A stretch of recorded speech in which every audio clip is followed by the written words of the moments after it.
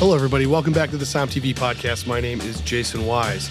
My apologies for taking last week off. We are in the midst of finishing up, or at least getting close to finishing up, the next SOMM film, Cup of Salvation. And I know many of you have waited quite a while for this thing. I know I certainly have. It's going to be worth the wait. It is the biggest, craziest, most dangerous project I have ever been a part of. And I've never made anything that I wanted to see the reaction of people more than this film. So hang tight on news for that. That's going to be coming. We're going to be very busy finishing it up. On today's podcast, I am going to be interviewing NHL legend and winemaker Jim Fox. He makes some great wine up in Sonoma, and we're going to talk about what it was like to play against Wayne Gretzky, what wine got him into making wine and becoming a winemaker. That's one of the stories that always fascinates me with anybody outside of the food and beverage industry. What was the thing that lit the spark for you? And on top of that, what was the thing that made you keep going? This is not an easy thing to do, make wine, and it's even harder to sell it. So his story is really, really tremendous. But before we get to that, don't forget, gift season is coming. And the greatest, easiest gift you can give is SOMM TV. It's $49.99 for an entire year. And if you're listening, the deadline is coming up. You don't have to wait a second. It's instant. Go to sommtv.com and gift SOMM TV for the wine lover or the story lover in your life. sommtv.com. All right, everybody, without further ado, my conversation with NHL legend and broadcaster and winemaker, Jim Fox. I'm pretty honored here to have you on the pod, Jim. This is anytime I can mix sports with wine. I prefer to be playing sports drunk on wine, but anytime I can talk about sports and wine, it's really makes me love my job. But this is a first for SOMM TV. This is a first for our podcast to have somebody from the National Hockey League, and not just that, to have. Am I allowed to call you a legend? Is that fair? You cannot do that. They do have Legends Night here in Los Angeles where they honor ex-players and they come back and they have a beautiful night and it's great. But that's just a term we use here in LA. I prefer not to use that term anywhere else. Well, the question is, does your wife call you a legend or not? That's really where it matters. Yeah. Nothing to do with hockey, though. This is a great start. We're off to the perfect start of this. This is what I was hoping. So, okay. I should let people know this intersects with wine in an incredible way. I mean, you have a vineyard, and not only that, you are a big wine guy. But I do want to start a little bit with hockey, then talk wine, then get back into hockey. Yeah. All right. Good. So I wonder what percentage of wine drinkers, wine nerds like myself, and people listening to the podcast are fans of the NHL. I don't know. I don't have the data on this, but they should be. And so you have a lot of pressure on you here because what we're trying to do is get people to mix these two. Our demographics with the NHL fit perfectly with a wine drinker. So I believe this. Very, very much. All right. So you were a player for quite a long time. I mean, you have the distinction of playing against people like Gretzky. I mean, some of the greats. But then, aside from that, after you're done with your career and you work as a broadcaster and you've been part of the Los Angeles Kings for 40 years or so, I mean, you have a very illustrious career in hockey. But then you went to college afterwards. Am I getting this right for analogy?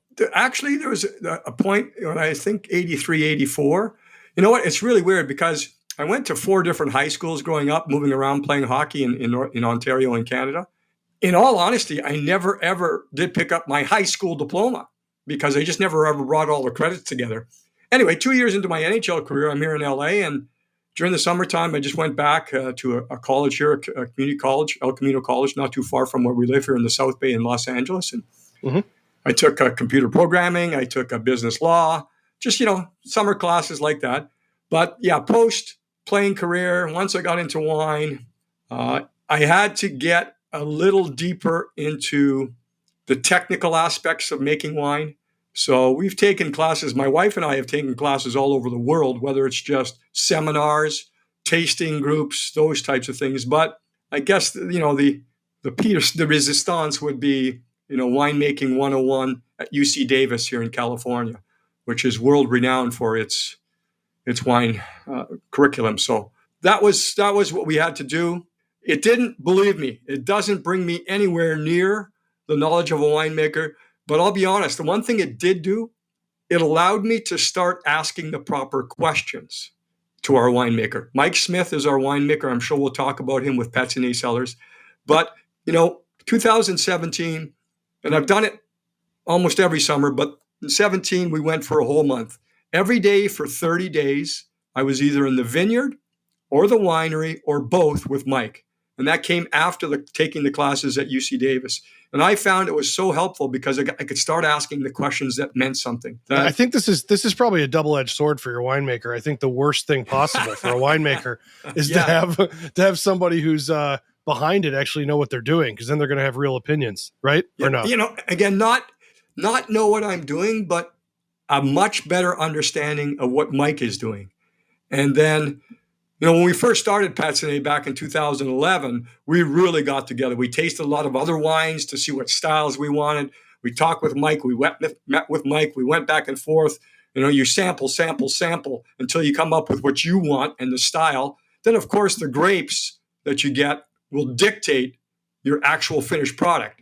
But at the same time, it's just really interesting to know what's going on just a little bit, just so you can get that understanding, and then maybe even begin to understand his answers a little bit better. Yeah, that does make a lot of sense. So I'm going to ask you a stupid question. Why did you decide to go and make wine in California versus Canada, where you're from, which has some fantastic wines too? Did you have a choice, or was it because you're based in LA with the Kings? What was the reason? Yeah, more or less based here in LA. I've been based in here, basically living full time since I would say 1985. So consider it home. Have been back, especially to the Niagara region in Ontario. My sister-in-law lives there, a nice little small town called Jordan, just outside of St. Catharines. Just vineyard upon vineyard, outstanding wine production. But no, it was here. It was the friends I had met in California and Los Angeles. A lot of people who had a lot of wine knowledge. Friends here based in LA who had great wine collections, which allowed me to taste and find out what the best wines in the world were all about. So that was just a natural to stay here. And then when I learned on wine initially, when I started to take classes and really get a little bit more serious in seminars, it was basically all old world stuff. So France, Italy, Spain, Portugal, those types of things. But when I got into Californian wine, it was interesting how I think my palate changed and how I just began to appreciate California wine. We make great wines here. We make world-class wines here. Oh, and for sure. it was it's just a matter of, understanding that they're going to be a little bit bigger, a little bit bolder, a little bit more fruit, but understand that's what Mother Nature gives us and work with that. Yeah, makes a lot of sense. When you were on the ice, actually as a player, were you into wine, or was there any kind of wine culture in the NHL stuff? I've never asked this question to a player, I don't think. Yeah, you know what? It was beer, right? That's what we drank in the NHL, beer. That was basically it. I didn't get into wine until right at the end of my career, so that's about 1990. And I'll be honest with you, Beringer White Zinfandel. I mean, a very, yes. What you would consider, but that's, it had I have a sweet tooth, so it had some residual sugar in it. So it just caught my attention. But probably around 1995 or so, I was at a restaurant here in the South Bay on Hermosa Beach called the Bottle Inn, Italian restaurant, but because of the title, you can get an idea where they're going. Their wine list was exceptional. And Rodolfo, one of the servers, I remember he came and poured me a white blend from the Rhone region. Marsanne and Roussanne. Roussanne, White Grenache, those types of things. And it blew me away. I'd been tasting a lot of the Italian and Chiantis. And back then, I think, this is my opinion, I don't think Italy was exporting their best. And very acidic wines. And just this Chateau Le Neuf from the Rhone, white blend, just caught my attention. And I was like intrigued. How the heck does all this come together? I mean, how do they make something that not only tastes so good, feels so good, has a life to it, a mouthfeel, the vibrancy, all those things coming together. And then, of course, they moved me on to white Burgundies after that. And then from white Burgundies to Pinot Noir. And then, of course. And then you were broke. You were out of money completely. They took care of me pretty good. That's great. I tend to think, and this is, I might be off base here, but I really do think the white blends from Southern Rhone are a very mature type of wine. Meaning, if that's the first wine you have, there's a chance you go, I'm not sure if I like this or not. But if you have that after you've had the right wines preceding it, that'll knock your socks off, which is what it sounds like it did. And that honestly is, it sounds like you were on a very lucky path to be able to have stuff the right direction. I agree with you that Italian wines, especially I'm from the Midwestern United States, and a lot of the Italian wines that I had seen in Cleveland, Ohio were, like you say, not the best. It wasn't like you were getting those like basket Chiantis and stuff. That's what they had in restaurants. It wasn't. Yeah, that's what I was drinking. Yeah, and it wasn't. You weren't getting. Didn't catch my attention. No, yeah, for sure. Did not get me. Fine with a pizza. I mean, I'm not going to bash anything, and I'm certainly not going to bash White Zin.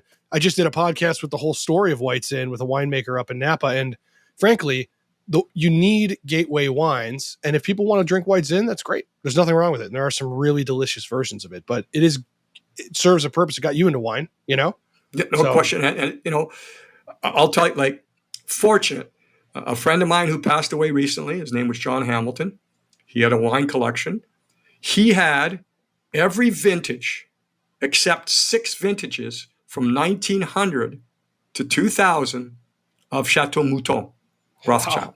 So that's one of my friends. So just, you can imagine the wines I was able to drink, not that I was able to purchase myself because they would be way too expensive for me. Right. But as you know, we do know that hockey players are the highest paid athletes in the sports world. So that's good. I know that I played during an era where we did not make life-changing money like they do now. But it was amazing to experience that. And as you know, one thing wine people do more than any other maybe group they share. That's right. And a friend like John, he shared his wines, and I was just fortunate enough to ride on his coattails and learn more and more and more about wine.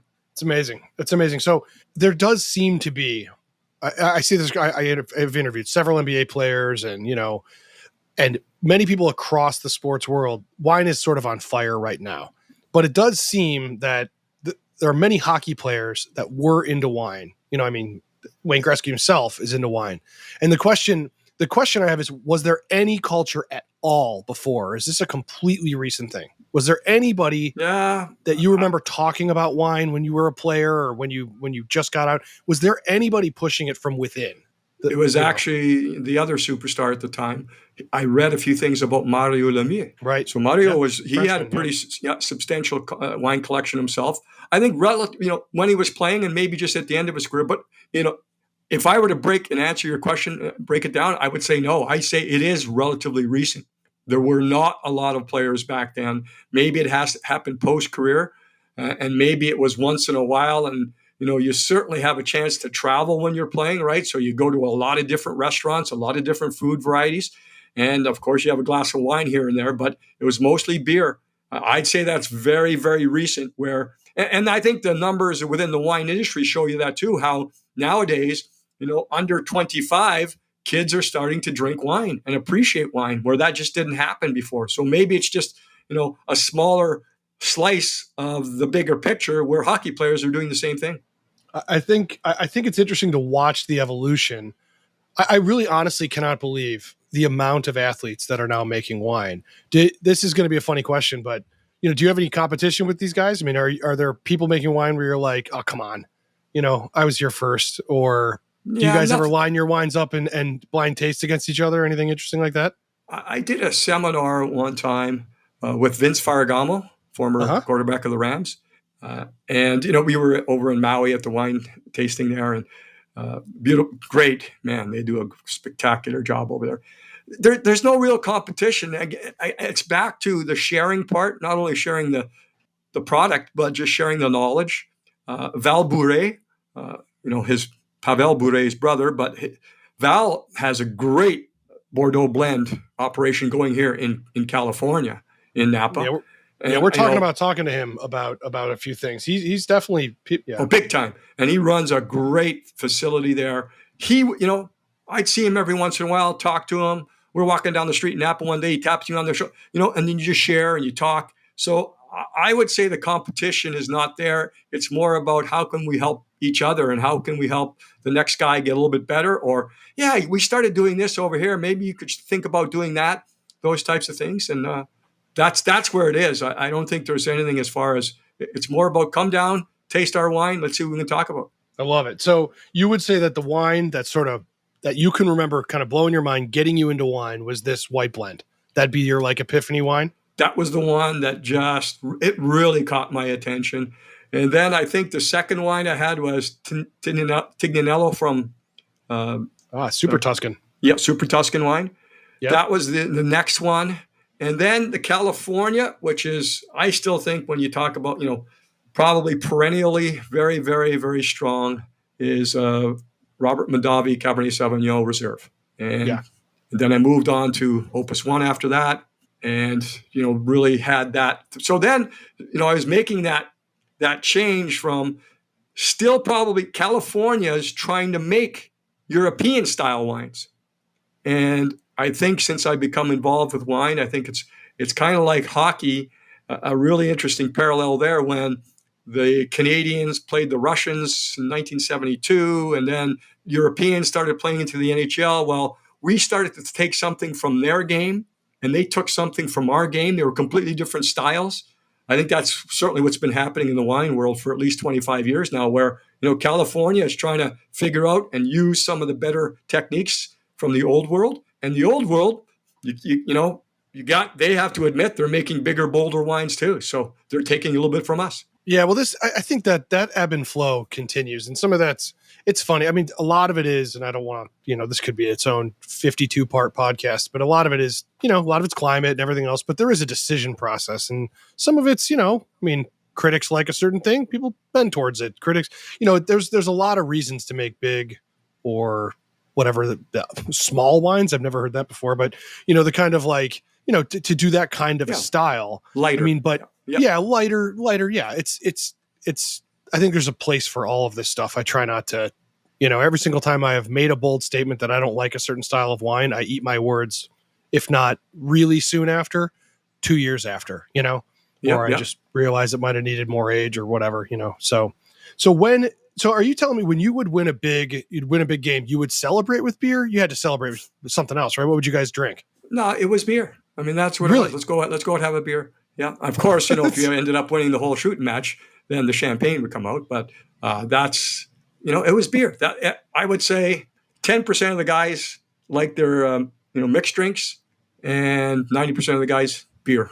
That was it. I'd be curious to ask a current player, and I mean somebody who's really in the throes of it, what that's like now. I bet it's changed. I do. I bet there is an element of wine entering the actual conversation at this point. I would be surprised if it's not, especially with I think again actually making it. The economic change in the game, so they can now afford great wines. And when you start with the great wines, it's hard to go back to your everyday drinking wine. It really, for someone who, I can imagine a lot of NHL players who get to start at the top. And, I chat with a few guys now. And again, there's younger guys under 25 that are starting to get into it. So that is a big difference. I think overall, the one different thing is that the overall consumption of alcohol, I think, has gone down since I played. Certainly, that's just a lifestyle issue. That's the understanding that if you commit yourself 100% to your career as a hockey player and a professional, you can make life-changing money. Back in our day, the money wasn't life-changing, so maybe we had a little bit more fun back then. I bet you have stories, man. I would love to hear them. It's I just think that grind being on the road, as long and as many games as you guys play. Plus, look, every major sport is very physical, but hockey is a totally different situation on just. Well, anytime I hear people talk about that now, Jason, I try to stop them like I did you. When I played for the Kings. Right. And there were 21 teams. 21 teams. We played 2-2, home 2 games, away 2 games against every other team in the league for 80 games. And we traveled commercial. We had to go at the beck and call of the airlines. And some of the facilities that we stayed in, didn't necessarily have the food that you would like and nutrition and all those types of things. Nowadays, it is charter. The food on the charter plane is selected by a nutritionist. It's ample. You get as much as you want. You don't need to, you don't get that little square plastic plate that they used to serve and they probably still do on the commercial flights. And then, Ritz-Carlton is the worst hotel you stay in. So things nowadays are the grind of the season is there, and the back-to-back games and back and forth. But I would like to disagree with the guys who thinks it's difficult now, because when we played, that was hard. I remember going to 3 different hotels in the same day, and you have keys and you don't even know your room number because you played a game, you had to wait till the next morning. You fly out the same day of the game, you play that, and then you fly out after the game. So you're in 3 different hotels within a 24-hour period, and you can't even remember your room number. These guys nowadays are soft, is what you're saying, Jim. No, I'm not. I'm saying they're so fortunate. And, they get back to the room, and guess what they do? They crack open a bottle of wine. No, I'm just kidding. No, they might. I mean, I talked to plenty of NBA players. I just talked to Tony Parker, and he basically said, that they're drinking wine every night. After games, it was basically, they were all learning together and of course, Popovich, their coach, was, he's huge. He quite a guy when it comes to wine and restaurants. And I just think it's interesting because, in 10 years, when it's just the vernacular to be like, hey, let's have a Bordeaux in hockey, you'll be one of the guys who, whether you take credit or not, started that kind of situation. And it's interesting to me. I mean, what was it that made you say after your career, besides, look, we all know wines taste great. We all know going to wine country it's nice and it's wonderful.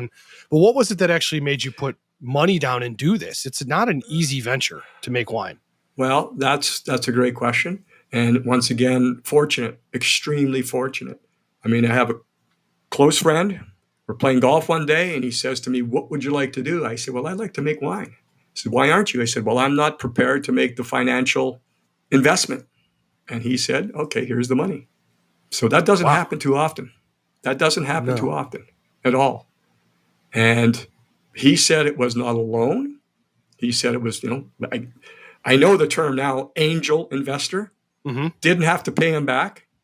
We have paid him back, but we didn't have to. I would talk to him and he'd say, "No, you don't have to. No, this was a gift. This was no." But, things have gone well enough for us. We're able to do that. So, but that, to get your foot in the door without the pressure of making loan payments and things of that sort, that was huge, especially for Patinais, because we're very small. We're still small. We're going to grow a little bit here in the next year. We're going to start making different varietals than just Pinot Noir. But at the same time, it's great to get your foot in the door without that pressure financially.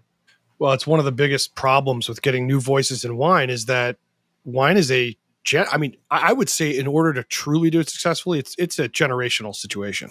I mean, you can't, if you don't have vines that are 25 years old or at least 14, 15, you've gone through a bunch of harvests, your marriage has gone to the brink and your kids said they didn't want to do it and then they came back around and did. If you haven't gone through all that stuff, you don't really know what it's like to have to, vines are a lifelong commitment. In California, land. as far as I am aware, in California, it is still the number one failure rate because of what you're talking about. I would cite filmmaking as a director and a filmmaker. Yeah, I would say this one, we got to have an edge on that, but keep going. and then you're talking about over 4,000 different brands, labels here in California alone. So to get your niche, to get your brand recognized out there, it's a very difficult thing. It's a very competitive issue. And that's something you just have to be prepared for. Well, you were smart being on the SOMM TV podcast. This is going to help you out a lot. And there you go. Speaking of which, plug your wine and let's talk about where people can get it because that's important. Well, we're mostly basically direct to customer off our website. So the name is Patinais Cellars. P as in Paul, Atine. It's a French word. Has the past tense of skate. So to have skated, Patinais. We were deciding on naming it. Should we name it a sports name? Should we have it tagged along with hockey? Should that be the way to go, or go a different way? And then we did it very, very minimal just by reading market research, and we were told that if your name is more difficult to pronounce, people will spend more money for it. So Patinais, people say Patine and Patine, but Patinais. So to have skated. We also like the element of hockey skating from the standpoint of we decided early on to make a bigger, bolder style of Pinot Noir. And when we started in 2011, we started with Gap's Crown Vineyard in the Petaluma Gap of Sonoma Coast, which is a world-renowned vineyard. We were fortunate through Mike Smith to get grapes there. Then the following year, 2012, we added Sunchase Vineyard, which is same area, Petaluma Gap, Sonoma Coast. It's about 2 miles from Gap's Crown, but it's higher on the mountain. So Sunchase, it chases the sun all day, above the fog line for the most part, expected to ripen quicker. So you have, again, vineyards that are only 2 miles away, but they should start providing you different characteristics and a different style of wine. And they are different, even though they're that close together. Sunchase, though, that we found out, and it has a lot to do with the earth, it actually started ripening later. And as you know, the longer it can hang on the vine, the more nuances you can pick up. And that's what happened. And then a year later, 2013, we sourced from Sobranis Vineyard, south of Monterey, Santa Lucia Highlands. Gary Pizzoni makes outstanding, that's his vineyard. And then in 2019, we just released last year, we blended a wine. We call it just our Sonoma Coast. We take some of the Sunchase and some of the Gaps and blend it together. So right now we have 4 different products. So single vineyard, Gap's Crown Vineyard, Sunchase Vineyard, Sobranis Vineyard, and then we have a Sonoma Coast blend. So we have 4 different products. Mike Smith is our winemaker. If you just Google him, his brand that he owns himself is called Myriad. He learned under Thomas Rivers Brown. He mentored under Thomas. And if you want to check out Thomas's name and see what he's doing, but Mike just hit his 21st 100-point score, mostly Cabs and Syrahs, but he is the captain of our ship. Mike is, after the first 3 or 4 years where we really got together with Mike, now it's, Mike, he's got the wheel. He takes control. But coming up in the new year, 2023, we'll release our first Chardonnay. We'll release a Cabernet Sauvignon. So we're talking earlier about the industry and the financials. We don't want to grow too quick, and we didn't. And we're going slowly, but we're going to start making Chard and Cab coming up. And that's something that's very exciting for Patinets sellers. So it's done very well. It's very well received. It's rated very highly. Again, patinetsellers.com. It goes to show you that you've done the one thing you've done seemingly very well is understood that this entire thing is relationships. I mean, really, honestly, going back to the beginning of Napa, post-prohibition, it was just just ask somebody for help, and people help each other. Maybe a little sad news. We would have released our 10th vintage this year, but we will not release it 2020 because of the fires that took place. So yeah, we were right in the middle of those things, filming a documentary. So that is that's very sad. But I will also say, out of that hopefully comes something positive. Yeah, we're going to allow our customers and our clients to dig deeper into our library wines and some of the stuff we've held back over the years. And then again, hopefully, the release of the Chard and the Cab, that can kind of take up 1 year, but it's unfortunate. The 10th vintage is just not there for us. This is, but this is also too why I say it's a generational thing. You got to go through these kind of adversity to be able to understand that it's not all 1 year, and that it's based on decades and sometimes more, and I think that, though I hope you never experience a fire again or anything, there's always something that can go wrong. So it's a long process, this whole thing. Yeah. So you got a good attitude about it. I hope everybody checks out your wine. I have a very good friend of mine in Los Angeles who's a enormous Kings fan, enormous. And I told him I was going to have you on, and he goes, please will you ask him a couple questions for me? So I'm going to break protocol. Okay. Here we go. Yeah. Well, these are simple. These are just goofy. We're drinking beers questions. Okay. These aren't really deep. I try to hold on to a wine audience during a podcast where all I want to do is talk about other stuff. So he wants to know what is, and you may have no answer for this, what is the best hockey video game that's ever been made? Ooh, would never know. Have never played a hockey video game ever. Oh my God. He's going to be very disappointed, Jim. Very disappointed. Yeah. Well, we'll say Blades of Steel. How's that? There you go. Well, is that the one where they had the guys, the hockey players, and then the figure skaters? And no, that's a whole different thing. No, that's the one. No, but this was on Nintendo in 86, 87, and you could actually get in fights. And that was nice. It was an early one. It was an early one. I think never the guys ever played a hockey video game. Well, I think you're probably doing okay. I think you're going to be okay. And then, there's always this question of what it was actually like to play against Gretzky. And I'm not talking about, the like, hey, one time I played against Gretzky. I'm talking about like actually, played against Gretzky. Yeah, no, it was, hey, I played against Wayne back in junior. So when I was with the Ottawa 67s, he was with the Sioux Greyhounds. So I played with him then. They played against him for 8 years, Kings against the Oilers, and we had some pretty good matchups. Then played with him for a couple of years when he came to LA. But, everyone and fans would ask the same question, right? How can he do it? Why can't you stop him? Why don't you hit him? All those types of things. Well, sometimes you're getting back to like video or technical issues or IT or Wayne had a processor in his head that was way, way faster than anyone else's. He didn't skate faster. He didn't shoot harder, but he knew where the puck was going to be and he knew where his teammates were. He could take one look and he would know where all of his 4 other teammates are and all of the checkers are, all without looking back. He had that, and that processor was so quick and incredible. Just an incredible player. Now, we played against the Oilers teams a lot, and so there were some games where my line was matched up against Mark Messier and Glenn Anderson, and you would pray to play against Wayne because at least I could catch Wayne. Those other guys I couldn't catch. I love the thought. Yeah. Why don't you hit him? That's a great question. Hit him. Come on. Yeah. Okay. Have you had any wines from Wayne Gretzky Estates? I have over the years. Yeah, I've had, and they have a big facility there in just outside of Jordan where my sister-in-law lives. So, I've had a couple glasses with Wayne over the years just to sit down and talk. But that's great. Back in the day, again, beer. That's what we drank on the bus and plane and hotel rooms. It was beer. But now it's back to the vino. All right. Well, I suppose I should ask, what was your favorite beer during those times? Because people listening definitely drink beer. It's interesting to me because, right, we in the wine business, we get this wine snobbery label put on us, right? We're wine snobs.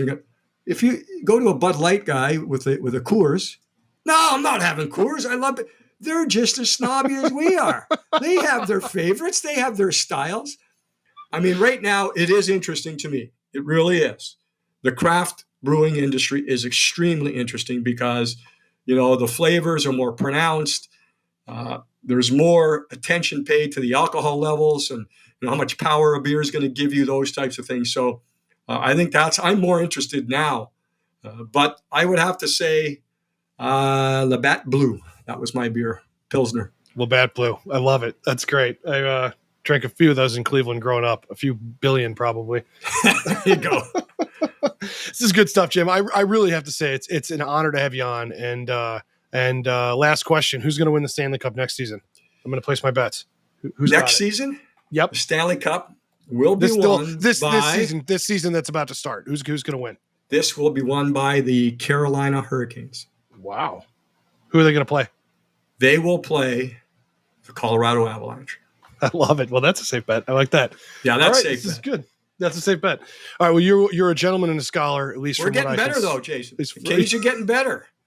We had our cups, right. And we had our down. We had our tear down and our rebuild. Now, I'm not even talking wins and losses and points, but I think now for the next 5 to 6 years, the Kings will just keep getting better and better every year because they have a great mix of veteran guys still around, and they have the prospect pool that's just going to integrate each year and make this team better. So, well, I certainly hope so. I live in Los Angeles. I'm an adopted son of this city, and I would like their hockey team to be amazing. So, we're going to get better. Keep getting better. That's the important thing. I believe it. Well, Jim, you're a gentleman. Thank you for being on the pod. It means a lot. And everybody, definitely go check out Patinade Wines. I say that right? You said it perfectly. PatinadeCellars.com, or you can just Google Jim Fox's wine. I love it. It's great. Jace, thanks very much. My pleasure. Thanks, everybody, for listening. It really means a lot. If you love this podcast, please do not forget to give it a great review wherever you listen to the podcast. And go to SOMMTV.com for a great gift this holiday. $49.99 for an entire year. Whoever you get it for will be very, very happy for that. Also, we're going to do a mailbag episode. So I want all of you, this is going to depend on who I have as a guest on the episode. I want you guys to think of your kind of ask me anything questions about the films, about wine topics, about really anything you want to ask me and a guest. And hit us up on our direct messages for social media, hit me up anywhere, or send us an email, hello@sommtv.com, and we will get to that. So thank you all for listening, and please be safe out there.